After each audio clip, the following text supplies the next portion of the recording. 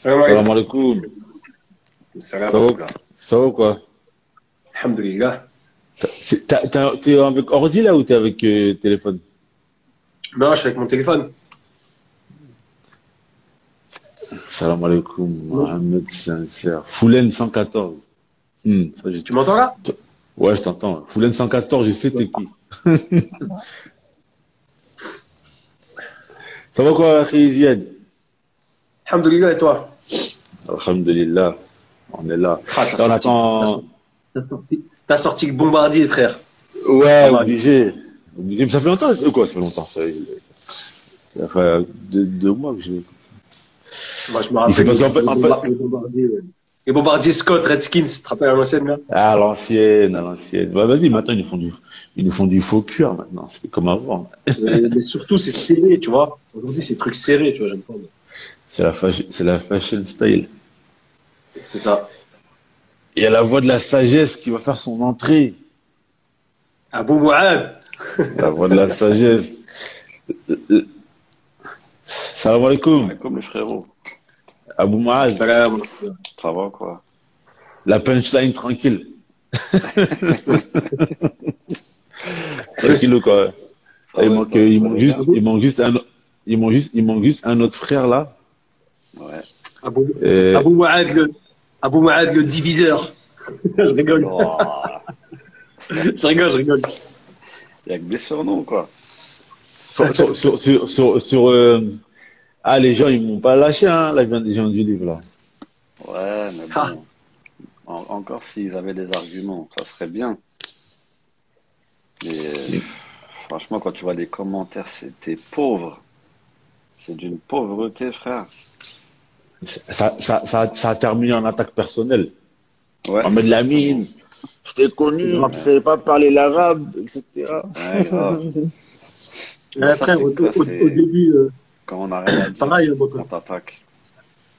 excuse-moi, Abou Mouad. Taïb, Moi, ce que vas-y, juste, il je y voulais a un dire, quand frère, on n'a mais rien je à sais, dire, on en fait, t'attaque, toi.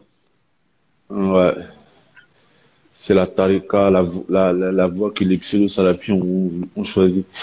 Donc, il manque un frère, Abdelrahim, je ne sais pas où il est, c'est vrai que le frère, je crois qu'il connaît pas trop Insta. Taïb. Qu'est-ce que je fais là? Euh, Comment il va faire pour entrer? Parce que je crois qu'il connaît pas trop Insta. Donc, Bah, je... Bismillah, ah, c'est bon, c'est Abdurrahman Abou. Ah, c'est bon. S'il m'envoie sa demande, c'est bon.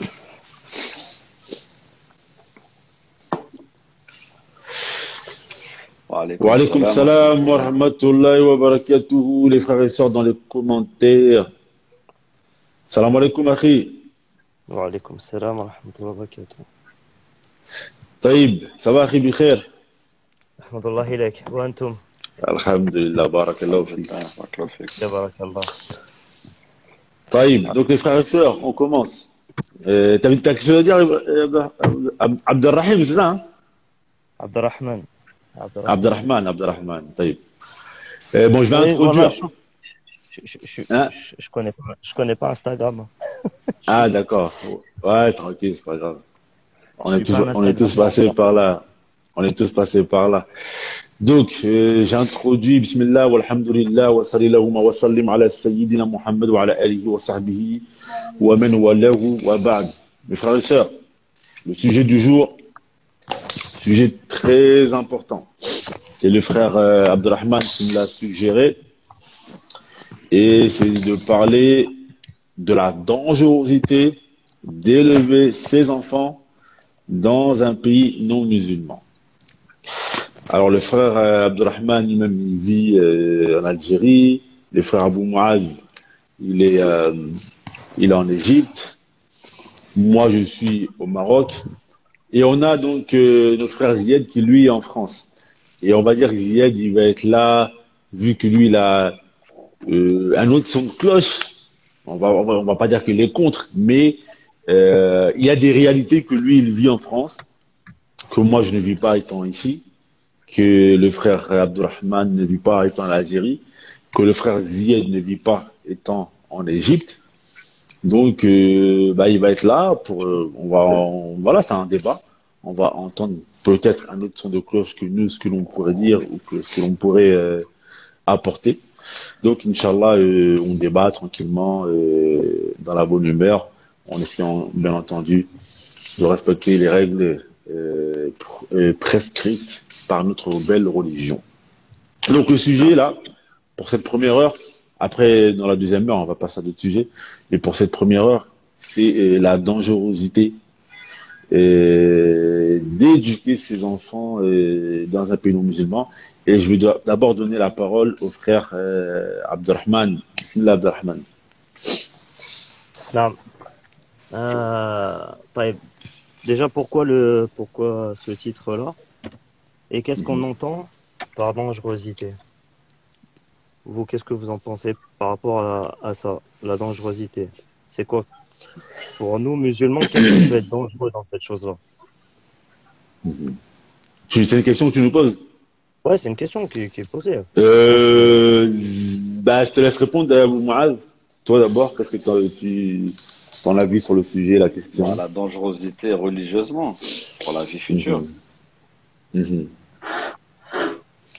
Toi, par exemple, Abou Muaz, toi, t'as quitté la France. T'as fait la hijra ou t'es parti prochain, t'as pas commis l'année de la hijra? Non, si, j'avais la meilleure. T'as mis l'année de la Ouais, hijra.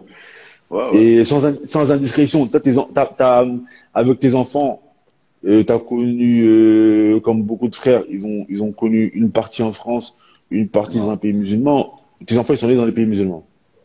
Ouais, j'étais déjà parti. T'étais déjà parti, machallah. J'étais déjà Donc, parti en Algérie.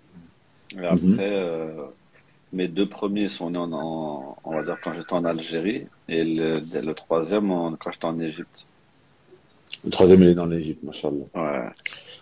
Et toi, Abdelrahim, toi, c'est pareil. Toi, t'as pas d'enfants qui sont nés en France. Si, moi j'en ai Qui ont deux qui sont grandi nés en en France. France. Mais Moi j'en ai ils ont deux. grandi un peu en France et tout.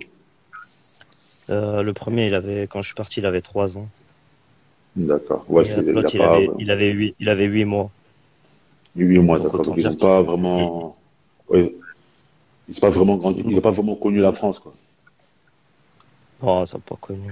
À cet âge-là, ils sont D'accord. encore, bah, même 3 ans, tu vois, encore un petit peu d'insouciance. Fais pas trop D'accord, attention d'accord, à ce qui d'accord. l'entoure, mais ça commence un peu quand même. Tu vois. Il y a des choses D'accord, qu'il a d'accord, d'accord. retenues encore, même maintenant, il y a des choses qu'il a encore retenues, tu vois. Il est encore dans Ça, sa tête, Inch'Allah. ouais, vite fait, tu vois. Mais alhamdoulilah, c'est pas D'accord. grand-chose. M- Bah, moi, c'est pareil, tu vois, moi, subhanallah, tu vois, avant que je me marie, pour moi, ça a toujours été une hantise de me dire que mes enfants, ils allaient grandir en France. En fait, je pense que tout dans la tête, c'est une question d'objectif, en fait. Où tu veux que tes enfants puissent arriver. Moi, je pense que c'est ça, quand je fais le constat. C'est-à-dire que moi, moi, j'ai eu l'objectif, en tout cas, c'est l'objectif que j'ai dans ma tête, que j'avais dans ma tête et que, voilà, j'ai toujours. C'était, je voulais que mes enfants, ils soient arabophones. Je voulais que mes enfants puissent être arabophones. Je voulais donner à mes enfants une chance que moi, j'ai pas eue avec mes parents. Ça veut dire pouvoir grandir dans un pays où, dès petit, ton enfant, tu vas lui apprendre le Coran. Ça va être simple pour l'apprentissage du Coran. Et voilà, moi aujourd'hui, alhamdoulilah, Allah m'a facilité. Mes enfants, ils sont arabophones. Donc ça, c'est des choses que je sais que... Et même ici au Maroc, c'est compliqué. C'est vraiment compliqué ici au Maroc parce que voilà, c'est pas comme l'Égypte. Ça veut dire que je me bats pour que mes enfants ils soient arabophones. Parce que bah, c'est pas comme l'Égypte, tu vois.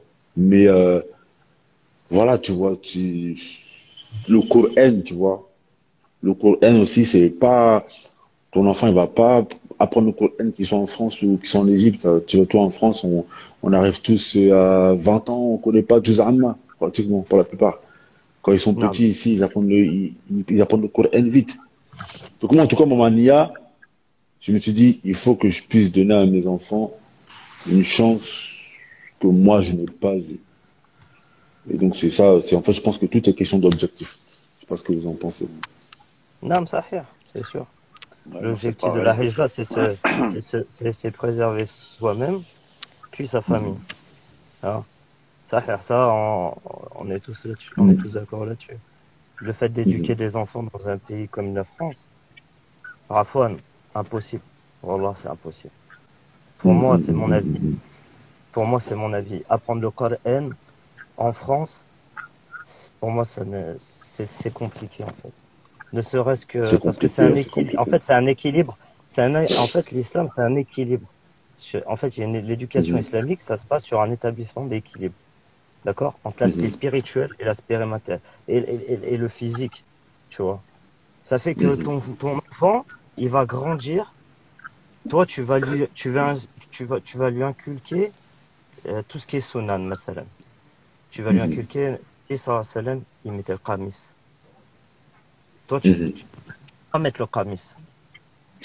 Lui, il va pas mettre le Coran. S'il va aller à l'école, il va pas être inculqué dans ces choses-là. Il va pas prendre le Coran. Comme t'as dit, il va pas prendre le Qur'an arabia. Mais ça, déjà, c'est un problème. C'est un problème. Comment est-ce qu'il va comprendre la parole d'Allah Azza wa Jal? Tu comprends? Déjà, on sait que c'est des éponges à cet âge-là. Dès qu'ils sont petits, c'est des éponges, même jusqu'à 6 ans. Ouais, ouais, ouais, La ouais, c'est Aqida, chaud, comment c'est tu vas chaud, c'est enseigner chaud, la c'est chaud. Aqida? La Aqida, tu vas l'enseigner comment à tes enfants en France? Tu vas lui expliquer le Wala wal Bara? Tu ne peux pas lui expliquer. La preuve, tu vis dedans. Subhanallah. Bah oui, c'est Tu vis vrai. dedans. Ce n'est pas possible Ouais. d'expliquer ce type de La, procédé-là. la, Ça veut dire que tu la fais l'ilm, lancée mais tu des fais pas aveugles. l'amal. Eh, barakallahu fik. Tu fais l'ilm, mais tu fais pas l'amal. Ouais, c'est vrai que expliquer à son enfant la lancée des aveugles, c'est vraiment compliqué. En tout cas, subhanallah, en fait, les pieux prédécesseurs, ils laissaient pas leurs enfants avec n'importe qui, tu vois. Parce qu'on s'en rend pas compte, même au Maroc, tu vois, maintenant, malheureusement, c'est vrai que c'est plus comme quand on était en Égypte avant, quand on était au Yémen. Subhanallah, quand j'étais au Yémen, quand tu es en Égypte, ton enfant, il va à l'école.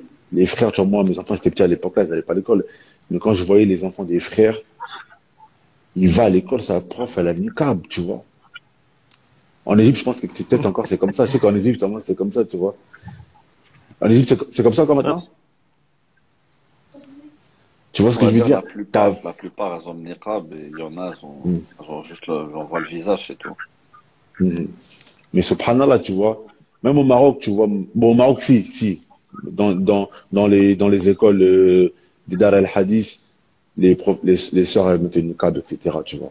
J'ai dit, c'est après, tu as des grandes écoles où les professeurs mettent pas de niqab, mais dans les écoles à Agadir, à Casa, à Temera et tout ça, dans les écoles où il y a les Dar al-Hadith, les enfants qui sont dans les Dar al-Hadith, ta prof, elle a le niqab. Ça veut dire, ta fille, tu vois, ça a un impact sur elle. Ta fille, elle peut aller à l'école avec son hijab. Ça a un impact sur elle. Ouais, c'est Barakallahu sûr. fik.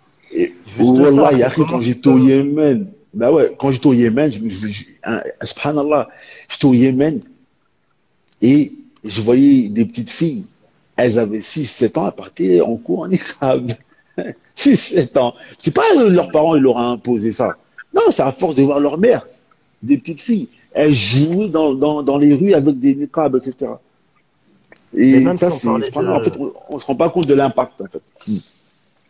Même sans parler d'aspect physique, en fait. Si on regarde la croyance des gens Mm, déjà dans les pays musulmans, c'est des musulmans, subhanallah. Les gens, ils invoquent mm, pour toi dans la rue. T'entends les thèmes. T'as les aspects extérieurs déjà de la religion, mais t'as l'iman aussi qui fonctionne avec tout ça. Tu peux égorger devant chez toi ton mouton. Qui va t'embêter? Il n'y a personne, il va rien te dire. Voilà, t'es dans une ni'ama que en France, malheureusement, on n'en fait pas attention parce qu'on est caché par tout ce qui est matérialiste, etc.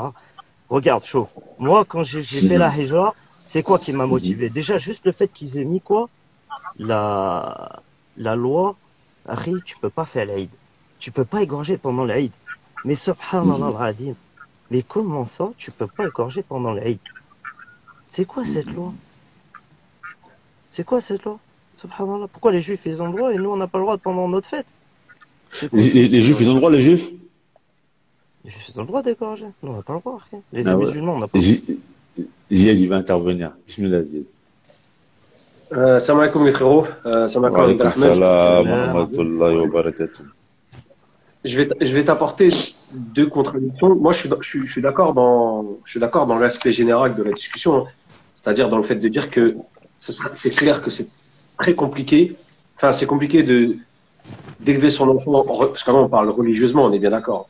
D'élever religieusement son enfant en Occident et plus particulièrement dans le contexte français actuel. Je parle bien du contexte actuel. Non. Voilà. Maintenant, il y a des choses sur lesquelles il faut revenir, c'est que au niveau de l'apprentissage du Coran, de la langue arabe, etc., je suis pas du tout d'accord avec toi, Abdelrahman, et je vais t'expliquer pourquoi, hein, avec argument là. C'est que chez moi, déjà, les enfants de ma femme, son fils, qui a aujourd'hui 12 ans, à l'époque du vivant de leur père, Rahmou, il avait appris quasiment la moitié du Coran, alors là, il a 12 piges, hein, Mashallah. du vivant de leur père. Et il y a énormément de petits aujourd'hui qui ont la langue arabe, qui dirigent des salats en banlieue parisienne, dans des masjids. Même ici, par exemple, moi, la mosquée où je suis à Troyes, c'est un Malien qui, c'est Cheikh Moussa Hafidullah. Et il laisse la place aux jeunes. Et des fois, c'est un gamin de 13-14 ans qui dirige salat. D'accord?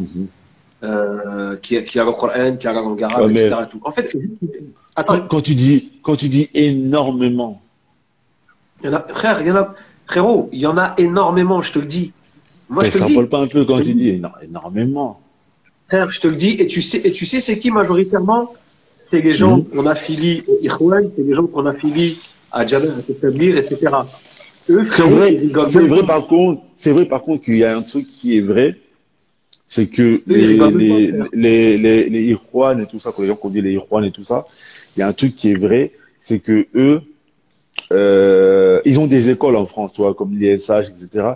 Ça veut dire que vu que eux, Bien sûr. ils se disent qu'ils vont rester là, il y en a, faut dire la vérité, hein, je ne veux pas mentir, il y en a parmi eux, ils apprennent le Coran, ils avancent, etc. C'est vrai qu'il y en a, mais Ouais, énormément, par contre, je trouve que c'est extrapolé de dire énormément. Mais oui, il y en a parmi eux qui font l'effort d'essayer d'apprendre malgré qu'ils sont en France, ça c'est vrai. Frérot, regarde, la ville où je suis là, je t'ai dit, la mosquée de lui, là, de Cheikh Moussa, depuis qu'elle a ouvert, elle a ouvert en 2015-2016, je crois que c'est ça, 2016 même, ouais. Et même lui, il est sur le département, ça fait des années, il a été diplomate, il a été ceci, cela, tu vois, à l'époque pour l'ambassade du Mali et tout. Et comment dire, depuis que ils ont démarré le projet ici de la mosquée, frère, le nombre de petits, il y en a à peu près allez, à l'année, hein, il y en a au moins 400, parce qu'ils ont beaucoup d'inscriptions. Moi, je connais le frère, je me souviens son prénom, oh là là, Tariq. Il s'appelle Tariq, le frère, c'est d'origine marocaine. C'est lui qui est le président de l'association et tout. Et il m'a dit, on a à peu près 400 enfants dans l'année. Il m'a dit, ils repartent tous à la fin de l'année. Ils savent au moins lire on va dire un livre complet en arabe. À la fin de l'année. Un livre à peu près de 200-300 pages, ils savent le lire. Tu vois? En fait, je te dis encore une fois, c'est une question d'organisation, en fait. Quand tu es organisé, tu fais les choses bien et surtout pour plaire à Allah Azzawajal. Allah, il ouvre les portes, peu importe où tu es. Maintenant, on va parler d'autre chose aussi par rapport à ça aussi. Que dire des frères au Canada, en Amérique du Nord? Que dire des frères en Angleterre? Que dire des frères en Non, Belgique? mais Que dire des frères... c'est pas pareil qu'en France. Ouais, là, on parle du contexte français, mais je peux C'est pas pareil. élargir. Regarde. Moi, j'ai vécu en Angleterre. J'ai vécu en Angleterre, tu vois. J'ai vécu en Angleterre. Et tu sais, quand nous, on allait au Yémen, on allait en Égypte, les seuls, pratiquement dans le monde entier, qui venaient sans bagage, c'est-à-dire sans connaître, sans avoir un bagage, ilmi, de savoir, c'était nous les Français. J'étais au Koweït, j'ai vu des frères anglais qui avaient fini le Coran là-bas, tu vois. Parce que là-bas, ils ont leur papa. Ben, en fait, déjà, il faut savoir que nous, en France, on a l'immigration maghrébine et l'immigration Afrique subsaharienne et on a été colonisé par les Français. Les Français ils ont eu un gros impact sur notre religiosité. Ça veut dire que les Africains subsahariens de l'Afrique de l'Ouest, etc., et les gens du Maghreb, ils tiennent beaucoup moins à leur religiosité que les immigrés anglo-saxons qui sont allés en Angleterre, les Pakistanais, les Somaliens, les Bengalais, etc. Là-bas, ils ont monté Là-bas, tu peux aller en Angleterre pour apprendre le Coran. Moi, je connais plusieurs frères, ils ont fini le Coran dans des marakis de Coran en Angleterre. Ça veut dire que là-bas, leur contexte, il est totalement différent. Là-bas, ils ont plein de phases. En fait, c'est exactement ça. Comme je t'ai dit, c'est une question d'organisation et de contexte aussi. En France, il y a quelqu'un qui va te mettre un commentaire là qui est intéressant. Je ne sais plus qui a dit ça. Qui a dit c'est Cococ 78-88. Malheureusement, en France, on est en retard. Qu'Allah nous réforme tous. Amin. Mais c'est ça le problème. C'est qu'en fait, on est vraiment, les musulmans qui sont nés en France, ils sont typiquement dans la mentalité française, parce qu'on est français. C'est-à-dire que on veut tout de suite. Tu sais, on veut pas prendre le temps de construire la chose, on veut pas prendre le temps, tu vois, d'analyser la chose, de préparer le terrain. On veut tout de suite. Ça, c'est une mentalité qui est française, tu vois. Sans faire d'efforts, sans faire de... Et on estime que tout nous est dû. Maintenant, mon frère, il faut quelque chose. Et le deuxième point sur lequel je voudrais revenir, c'est le frère qui a, malheureusement, il est parti, c'est pas grave. Ouais, c'est pas un problème. Il fait pas une bonne publicité pour l'Algérie, là, pour le net. Non, Naruna, Ah, t'es là? je suis pas parti. Ah, c'est là. Bah oui. Mais on te Mais je voit laisse pas. parler, il vous parlait. Je On n'ai te pas la parole. On ne voit pas sur l'écran. Non, mais allez, c'est pas grave. L'essentiel, c'est qu'on puisse discuter. Ah ouais, mais Radji, là. C'est la première fois que j'entends ça. On ne voit plus sur Ah, c'est l'écran. écran noir, mais tu le vois. Alors, je termine sur l'argument. Je disais, tu fais une mauvaise publicité pour l'Algérie parce que la dernière fois, j'avais fait un live avec un frère en Algérie et la publicité, le net, il marchait pas très très bien, etc. Et les gens, ils avaient mis, ouais, le net en Algérie. Alhamdulillah, au moins, ça marche bien. Alhamdulillah. Alors, rapidement, je termine sur ce que tu as dit, Abdelrahman. C'est au niveau du sacrifice, c'est qu'à un moment donné, ils ont voulu imposer une loi. C'est vrai, c'était, je crois, il y a 2 ans, 3 ans. Qu'est-ce qui s'est passé? Qui s'est réveillé? La communauté juive. C'est elle qui est partie, qui a pris rendez-vous directement. Ils n'ont pas pris rendez-vous, ils sont allés direct à l'Élysée. Ils ont toqué à la porte, ils ont dit ouvre. C'était quoi la loi? Ils ont voulu faire une loi justement pour interdire l'abattage.